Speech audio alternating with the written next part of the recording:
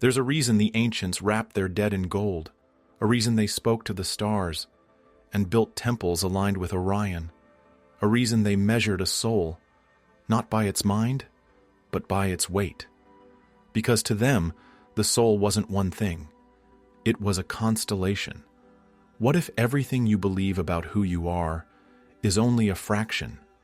What if your consciousness, your sense of me, is just one layer in a far more intricate spiritual architecture? To the ancient Egyptians, the human being was not one being. You were seven aspects, 7 parts, 7 forces that make up what we now call the soul. They named them Ka, Ba-Ak, Ren, Shut, Ib, Sekum. Each one a different function, a different vibration, a different gate you must walk through. This wasn't mythology. This was spiritual science. Their priests weren't just ceremonial. They were engineers of the unseen, mystics of memory, keepers of frequency, because they understood something we've forgotten. That death is not an end. It's a transition, a transformation, not just the body returning to dust, but the soul being tested, measured, refined, split into its components, and guided through cosmic terrain that mirrored the inner world. In our world, we fear death. We avoid it. We sanitize it, delay it, deny it. But the Egyptians? They prepared. They studied it like a map. They carved it in stone, not to remember the dead, but to prepare the living. Because the moment of death to them wasn't just final. It was sacred. It was initiation. To pass through the hall of 2 truths, your heart had to be lighter than the feather of Ma'at. Your Ka had to remain nourished. Your Ba had to recognize itself. Your Ren, your true name, had to still vibrate. And if you failed, you dissolved, not into hell, but into nothing. So they preserved everything that mattered: names, symbols, vibration, alignment. This is why their temples were tuned, why their tombs were encoded, why even their silence spoke in symbols. Because they weren't just preparing to die. They were preparing to return, to be reborn, to ascend, to become Ak, the radiant, purified soul that shines like a star in the afterlife. And here's the real secret. They weren't just preserving this wisdom for themselves. They left clues, messages, hidden truths etched in walls, buried under sand, waiting for those with eyes to see. Waiting for you. In the next part, we'll start decoding what they knew. What the Ka truly is, your vital double. What the Ba really seeks, the freedom to move between worlds, and how understanding these parts of your soul could change the way you live and the way you die. Let's return to the chamber. The doors are still open. Let's begin with the Ka. To the ancient Egyptians, your Ka was your vital essence, the spark that enters at birth and leaves at death. But it didn't just vanish. Your Ka continued to live. It needed nourishment, offerings, energy. That's why they left food and incense in tombs, not just out of ritual, but because the Ka consumed vibration. And if you ignore your Ka, it withers, and with it, your sense of vitality, purpose, connection. Then comes the Ba, the soul bird, the part of you that could leave the body, travel during dreams, hover near temples, visit loved ones in the night. The Ba was your personality, your uniqueness, your sacred freedom. And when someone dies, the Ba doesn't disappear. It hovers, waiting for integration, waiting for the Ka. Because only when Ka and Ba reunite can the transformation begin. Can you become Ak? And what is Ak? It's the transfigured soul, the one who passes the test, emerges from darkness and becomes immortal light. The Ak could walk among the stars, speak with the gods, shine forever in the field of reeds. But there's more. The Ren, your true name. To the Egyptians, your name wasn't a label. It was a spell, a vibration that held your essence. As long as your name was spoken, your soul lived. That's why names were written on tombs, carved into amulets, whispered in rituals. To forget someone's name was to erase them from eternity. Then there was the Shut, your shadow, not evil, not shameful, but powerful. It held the parts of you unseen, the truth beneath your face. It followed you everywhere. And in the afterlife, it had to be acknowledged, because to deny your shadow was to split your soul. And finally, there was Sekum, your divine force, your spiritual power, your connection to the higher realms. Sekum was the energy that animated magic, that moved through your voice, your will, your intention. When Sekum was balanced, you were aligned. You were radiant. Each part, Ka, Bi, A, Ak, Ren, Shut, Sekum, was a puzzle piece, a sacred geometry of spirit, not poetic metaphor, but an operating system for the soul. And when all were known, honored, united, you were complete. You were luminous. You were immortal. In the next part, we'll explore what happened after death, and why the weighing of the heart was not just myth, but a spiritual law still alive today. The Hall of Ma'at is waiting. Let's walk in. Now that we understand the parts of the soul, what happens after death? To the ancient Egyptians, this wasn't the end of the story. It was the beginning. Your soul would travel through the Duat, the unseen realm, the underworld, a landscape of shadows and stars, guarded gates and ancient truths. Not a place of punishment, a place of testing. And at the heart of this journey was a room, a sacred chamber, a place called the Hall of Ma'at. Here, before the gods, your heart would be placed on a scale, and beside it, the feather of Ma'at. Ma'at was not a goddess of punishment. She was balance, truth, order, universal harmony. To live in Ma'at was to live aligned with integrity, compassion, honesty. And now, in the Hall of Two Truths, you could not pretend. Because your heart told the truth, not the version you shared with others, but the vibration of how you lived.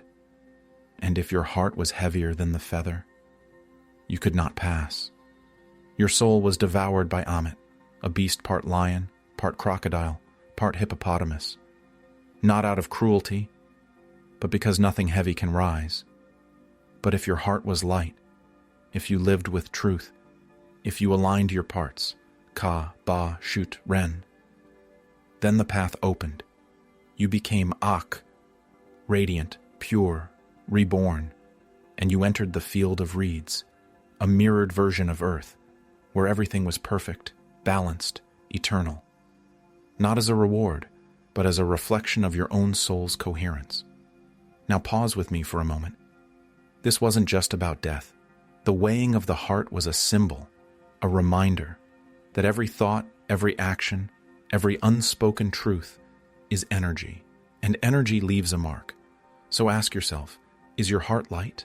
Not perfect, not free from mistakes, but true? Have you spoken your truth, healed your shadow, honored your name? Because the Hall of Ma'at is not just in some other realm, it lives inside you. And the moment you stop running and begin to return to what's real, you begin to rise. In the next part, we'll discover how the Egyptian temples were not just monuments, but living tools. Tools to remember who you are, to activate the soul, to awaken memories stored in stone. You've passed through the hall. Now let's step into the temple. You've passed through the hall. Your heart is light. Your soul is luminous. But the journey isn't over, because the Egyptians knew something deeper. Even in life, you could access the divine. You didn't have to wait until death. That's why they built temples, not for worship, but for remembrance. They believed the soul forgets, that when we enter this world, we fall asleep. But the temples were keys designed to awaken memory not through belief, but through geometry, sound, light. These were not just buildings. They were resonant structures, encoded with math, frequency, cosmic alignment. Each corridor, each wall, each chamber, designed to guide your energy back to coherence. Temples like Abydos, Karnak, Philae. They weren't just tributes to gods. They were maps of the cosmos, etched in limestone. Each column equals a pillar of consciousness. Each gate equals a passage through the self. Each symbol equals a vibration your soul once knew and could feel again. Walk into a temple, and your nervous system recalibrates, not because you understand, but because your body remembers. Because sound waves echoing through those stones carry information. Because golden ratios and sacred numbers create stillness, openness, awe. Because in those walls you meet yourself. And that's what they always intended, to return you to you. They didn't separate heaven and earth. They built spaces where the two could meet. Temples were technologies of the soul, not made to impress gods, but to tune the human. Think of the hypostyle halls, massive columns towering above. You don't walk through them. You are initiated by them. You pass through shadow to light, through compression to expansion, through echo to silence. The symbols carved in those stones, they weren't decorations. They were frequency codes. They spoke directly to your Ka, to your Ba, to your Ak. You didn't need to read them. You just needed to feel. And that's the real mystery. These temples were not dead relics. They were living machines. They still are. Some say they wait for the right vibration, for someone to walk in, not as a tourist, but as one who remembers. So what does this mean for you? It means the temple was never just outside. It was a mirror of your own inner structure. Your body, your breath, your bones also hold codes. And when you come into alignment, you become the temple. In the next part, we'll return to the final secret, not about gods, not about tombs, but about why the soul chose to come here in the first place. What the ancients believed was your true mission, and how your very life is the initiation. Let's walk toward the light.